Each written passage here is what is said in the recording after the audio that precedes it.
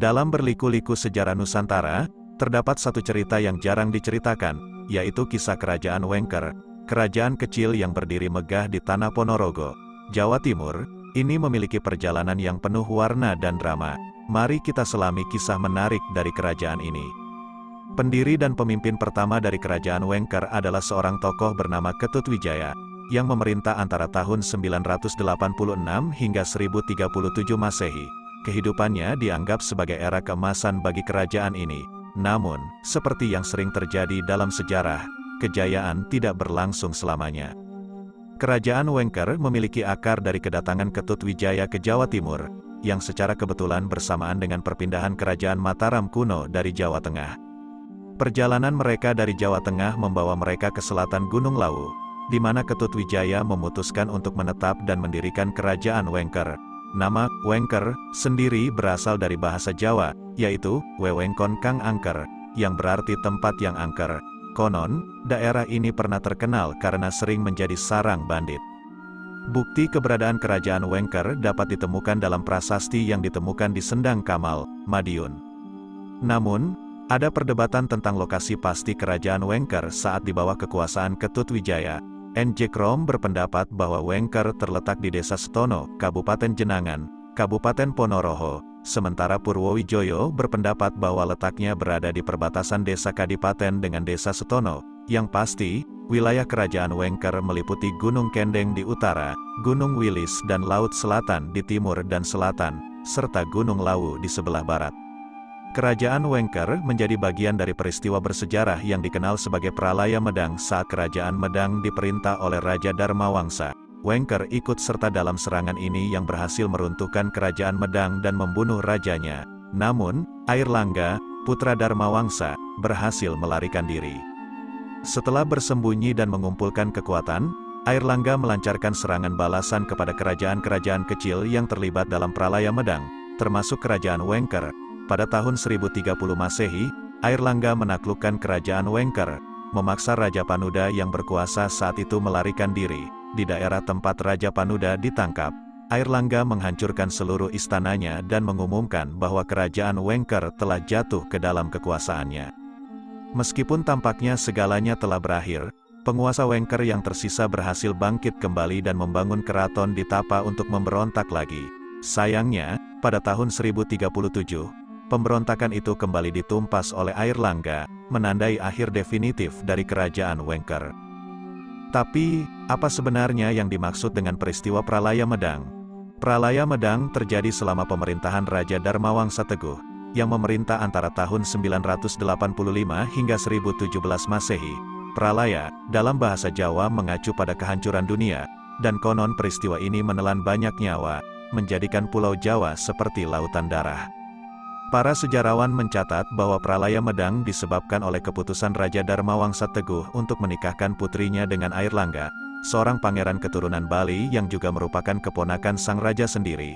Hal ini membuat Raja Wurawari, yang bercita-cita menikahi putri Raja Dharmawangsa Teguh agar bisa mewarisi tahta kerajaan, merasa kecewa. Raja Wurawari adalah penguasa sebuah kerajaan kecil yang masih menjadi bawahan Kerajaan Mataram kuno. Dia kemudian bersekutu dengan Kerajaan Sriwijaya, yang sebelumnya telah diserang oleh Raja Dharmawangsa Teguh. Dengan bantuan Kerajaan Sriwijaya, Raja Wurawari dari Elwaram memimpin serbuan untuk menghancurkan Kerajaan Mataram kuno. Pralaya Medang sendiri terjadi setelah pernikahan antara Airlangga dan putri Raja Dharmawangsa Teguh.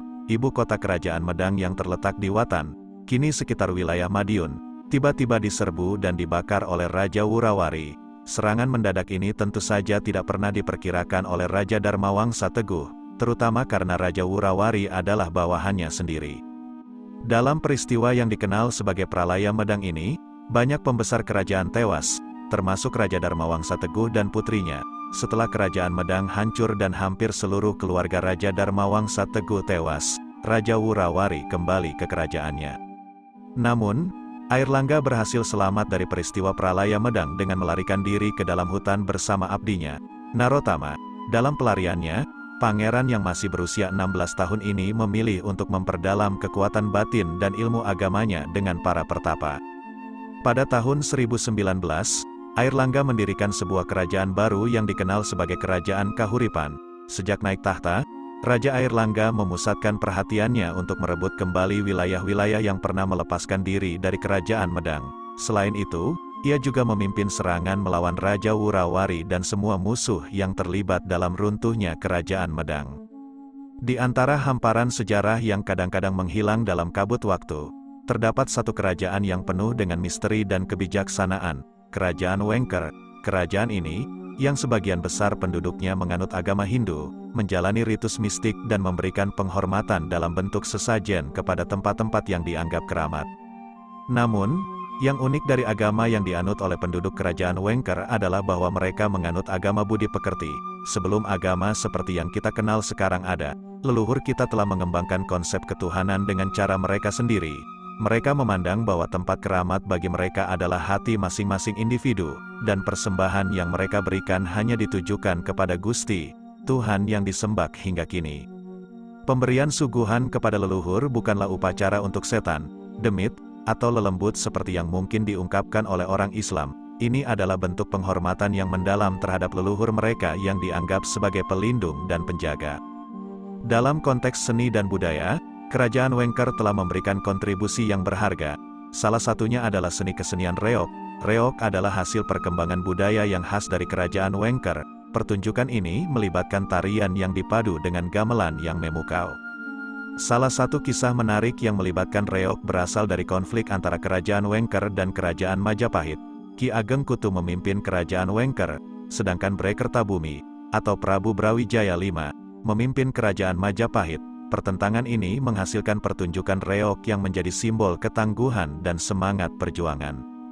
Kerajaan Wengker mungkin telah lama hilang dari peta sejarah, tetapi warisan mistis, kebijaksanaan spiritual, dan kesenian reok yang mereka tinggalkan tetap hidup dan menginspirasi kita hingga hari ini. Dalam kata-kata bijak yang telah menjadi bagian dari budaya mereka, Rahayu Sagung Dumadi Mugio tansah memayu hayuning bawana jagat jayanti pakartining budi pakartining urip. Kita menemukan makna mendalam tentang kedamaian, keagungan, dan perjuangan dalam menjalani kehidupan. Kerajaan Wengker. Kerajaan ini menjadi negeri bawahan Majapahit yang sangat penting, dengan pemimpin yang bergelar Bray Wengker. Pemimpin-pemimpin yang memerintah Kerajaan Wengker adalah tokoh-tokoh yang menarik, termasuk Wijaya Rajasa, tahun 1328 sampai tahun 1388, seorang penguasa yang berpengaruh dalam sejarah Kerajaan Wengker. Ayahnya Sawitri, tahun 1389 sampai tahun 1427, penerus berikutnya yang melanjutkan warisan Wijaya Rajasa. Giri Sawardana, tahun 1429 sampai tahun 1456, pemimpin yang menandai periode akhir Kerajaan Wengker. Prasasti Pucangan, yang ditulis oleh Airlangga pada tahun 963 Saka atau November tahun 1041 Masehi, memberikan wawasan menarik tentang Kerajaan Wengker sebelum masa kekuasaan Airlangga. Prasasti ini terbagi menjadi dua bahasa, bahasa Sanskerta dan bahasa Jawa kuno.